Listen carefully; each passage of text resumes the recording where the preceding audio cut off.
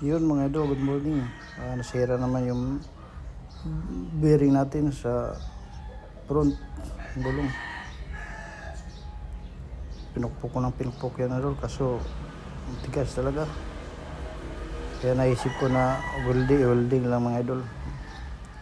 Naglagay ko ng ground bar dyan sa loob. Mahaba idol, kaya winelding ko na kasi tagalan ako, pinukpok ko ng pinukpok. Kaso ayaw talaga. Kaya nung ni-welding ko idol, mabilis lang.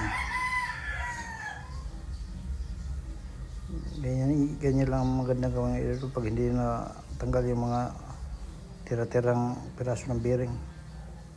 Welding agad para matanggal, mabilis matanggal.